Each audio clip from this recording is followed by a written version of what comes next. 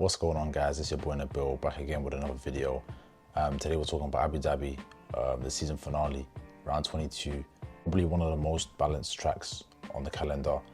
High speed, medium speed, low speed. It's got a bit of everything. It's going to be a very interesting race to see how the teams can close off the season and perhaps bring some momentum into 2024. We'll start with the track. It's 16 corners, 3.3 miles with 2 DRS zones. We already know a lot of overtaking opportunity. I mean, we've seen 2021, man. You know how that got down, you know what I'm saying? I'll get into later which teams I think might have a strong showing here. But before we do that, we'll talk about the Pirelli compounds because they are using the softest compounds in the Pirelli range. The C3, C4 and C5 compounds. Now obviously Abu Dhabi, very smooth surface, not many bumps, and graining is very small and minimal. So obviously that allows the cars to really extend their stints and there's not many stops. So that's why we're using the softest in the compound range. But hopefully things get spiced up. There may be a 2-stop, we're not too sure, depending on how hot it is, how much degradation there is going to be actually on the track. But it is a very vast contrast from Vegas just last week, and that was very cold. Here it's very hot, the desert, so it's going to be interesting to see if Ferrari, for example, can still maintain their good form and their good back-to-back races. Moving on to the rear wings here, we'll start with the Red Bull. We can clearly see here it's got kind of medium downforce rear wing, but it does look like it's leaning towards a higher downforce. You can see the load on it, particularly compared to the Ferrari, the Mercedes. You can see and even the Alpine, it's got a bit more load than those cars, and they can afford to do that. I mean, you look at the Red Bull, they are the best on the grid when it comes to DRS efficiency, and there's 2 DRS zones. So, I mean, carrying more, they can afford to carry higher downforce and get away without dealing with the drawbacks of that. So we can expect Red Bulls to be very, very strong here, and it's going to be very, very tough to beat them.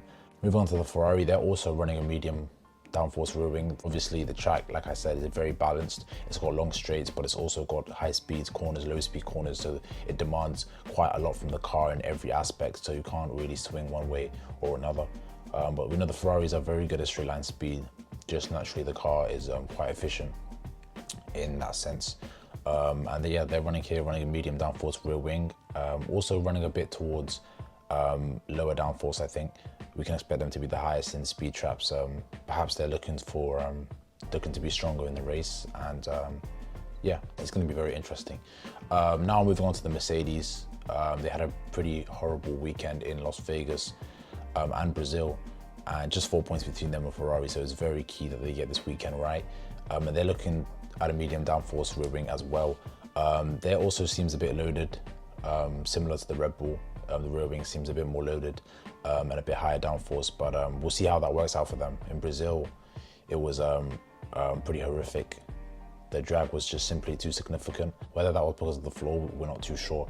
But Las Vegas, they seemed very good actually. As I mentioned in my previous video, they were actually very, very good in straight line speed. So we'll see if they can bring that into Abu Dhabi, and how good they can be through the corners.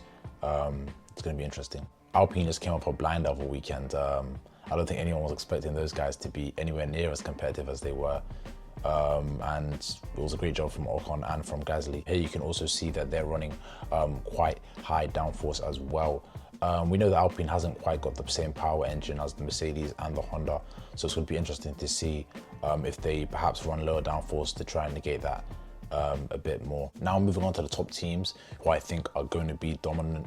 We'll start with the Red Bull. I think we can expect the Red Bull to be the fastest here. I mean, if we look at last year, Max Verstappen was having a breeze, and I think this year we can definitely expect the same. I mean, you just look turn 1, 2 and 3, a bit of an S section, and we know just how brilliant that Red Bull car is through the high speed section. There is a bit of low speed, but I think overall, especially in the race, I think we could see we can really see Verstappen get that 19th win, which is insane. You know, he's been having an insane season. I think you got to give props to him. Also important for Sergio Perez. Hopefully Perez also can stay with Max, get himself a podium, and just help end the season on a high, and perhaps bring some momentum into 24. Moving on to the Ferraris, they did have a very good weekend in Las Vegas and a potential 4-win. Got a bit unlucky with Leclerc, but now going into Abu Dhabi, I think we can expect the Ferraris to do quite well here. There's some a few 90-degree corners, some high braking zones, which we know they do well on long straights as well. So I think qualifying could be very close between the Ferraris and the Red Bull. Leclerc versus Verstappen, you know what I'm saying? We might see that again. Let's hope Leclerc can get to work and slap it on Paul again. You know, my brother, he's been putting in a lot of work. He's been performing very well. The Ferraris have actually been having very good back-to-back races, and we can expect them to be strong here. And they need to. 4 points behind Mercedes is getting heated. Probably the most interesting battle of the weekend, to be honest. Might just see Verstappen in the distance for about 3 laps. Carlos going to need to have a clean weekend, and let's just hope they don't do the typical Ferrari bottle-win strategy, and it's going to be interesting. I think they could definitely take it off Mercedes for P2 in the Constructors. We'll have to see. Next, moving on to Mercedes. I think Mercedes are going to have a better weekend here than they did in Las Vegas. They were struggling to put together the results. The pace of the car has been very promising since the upgrades that James Allison introduced in Austin. It'll be interesting again here to see how they can deal with a well-balanced track. 3 practice sessions, it's not a sprint race. Can they get the car in the right window? They maintain downforce while also not having high drag. It's going to be the question of the weekend for Mercedes. If they can control the drag, give themselves enough downforce, we know they're often better in the race. Then we can expect the Mercedes to be very strong here as well. Whether they'll beat Ferrari though, I'm not too sure about that one. I'll let you guys know my predictions in a minute. On to the McLarens. McLaren, they just came off a haulers, They just came off a haulers. Terrible performance from them in Las Vegas. And Piastri was actually, can't lie, he was putting in work, Piastri. He came from back in the field, he was overtaken, like, he was reminding me of 2015 Verstappen, the way he was moving, like aggressive maneuvers from Piastri. Honestly, you got to respect it. And Lando Norris, obviously, unfortunate for him, a bit of an unforced error in the race, but seeing them on these high-speed tracks where they can do very, very well, even balanced tracks. I mean, Brazil is quite a balanced track, and we saw just how close they were, Lando was, to Max Verstappen. So I think it's a good track for them to bounce back. It's going to honestly be really tight between McLaren, Mercedes, Ferrari, and even Aston Martin.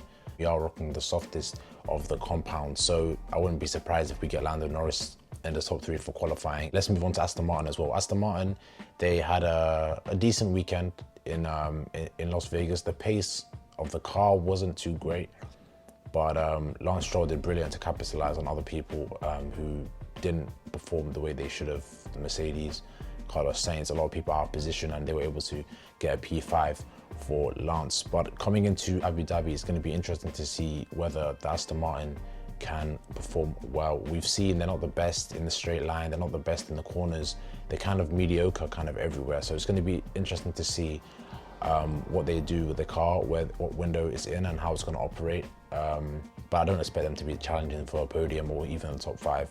If I'm being completely honest, I think they might be on the top end of the top 10, P7, P8, but I'll see if they can prove me wrong. Season finale, last race of the season. You guys let me know if you're excited for it. You guys let me know if you guys disagree with my predictions for the top teams to be challenging here. Smash the like button, subscribe. It's Nabil. We out of here, man. Peace.